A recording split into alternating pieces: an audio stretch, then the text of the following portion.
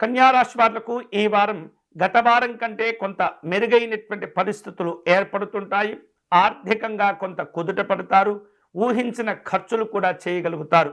ఈ వారం ఆర్థికంగా పెద్దగా ఒత్తిడి లేనప్పటికీ మీరు కష్టపడి సంపాదించినటువంటి ధనాన్ని జాగ్రత్తగా దాచుకునేటటువంటి ప్రయత్నం చేయాలి. స్నేహితులను కలుసుకుంటారు. వినోదపరమైనటువంటి కార్యక్రమాల్లో ఉత్సాహంగా పాల్గొనగలుగుతారు.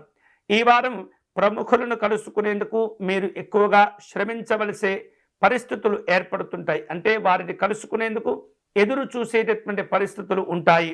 ముఖ్యమైనటువంటి కార్యక్రమాల్లో పాల్గొనే సందర్భంలో 1-2 సార్లు జాగ్రత్తగా ఆలోచన చేసి నిర్ణయాలు తీసుకుంటూ ఉండాలి. మీకు రావలసిన మొండి బాకీలను వసూలు చేసుకునేందుకు చాలా కష్టపడవలసిన అవసరాలు ఏర్పడుతుంటాయి.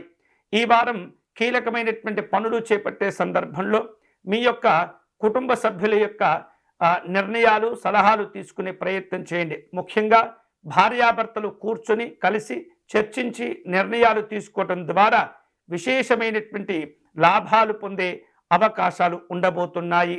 దూరపు బంధువులను కలుసుకుంటారు. వారితో సంభాషణలు సమాలోచనలు నిర్వహిస్తారు. దగ్గర వ్యక్తుల యొక్క చొరవతోటి ఒక సమస్య నుండి మీరు బయటపడే అవకాశాలు ఉన్నాయి. సంతాన సంబంధమైనటువంటి శుభవార్తలు ఉంటాయి. కుటుంబ సభ్యులతో జరిపే చర్చలు సంప్రదింపులు ఈ వారం మీకు విశేషంగా ఉపయోగపడుతుంటాయి. మీ యొక్క అభిప్రాయాలకు మంచి స్పందన కూడా కలిసి వచ్చే అవకాశాలు ఉన్నాయి. మీరు నిర్వహిస్తున్న కార్యక్రమాలు వృత్తులు గృహ నిర్మాణాది కార్యక్రమాలు ఈ వారం కొంత చివరి దశకు వచ్చేటటువంటి అవకాశాలు ఉన్నాయి.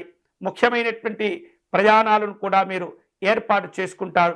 ధార్మిక పరమైనటువంటి కార్యక్రమాల్లో ఈ వారం మీరు పాల్గొనే అవకాశాలు ఉన్నాయి. ఆర్థిక పరమైన ఆరోగ్యపరమైనటువంటి అంశాల్లో తృప్తిగా ఉంటుంది. వ్యాపార కార్యక్రమాలను మీరు చక్కగా నిర్వహించగలుగుతారు. ఉద్యోగపరమైనటువంటి కార్యక్రమాల్లో స్నేహితులను బంధువుల యొక్క సలహాలు పాటించే అవకాశాలు ఉన్నాయి. నిరుద్యోగులు వివిధ పోటీ పరీక్షల్లో పాల్గొనేటటువంటి అవకాశాలు ఉండబోతున్నాయి.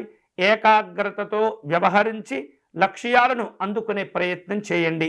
ఈ వారం కన్యా రాశి వారు శుభకరమైనటువంటి ఫలితాలు పొందే క్రమంలో దుర్గా అమ్మవారిని పూజించే ప్రయత్నం చేయాలి. దుర్గా అమ్మవారికి కుంకుమార్చన నిర్వహించటము, రాహుకాలంలో దీపారాధన సమర్పణ చేయటము, అలాగే అమ్మవారికి పాయసమును నివేదన చేయటం ద్వారా అమ్మవారి యొక్క అనుగ్రహాన్ని పొందవచ్చు.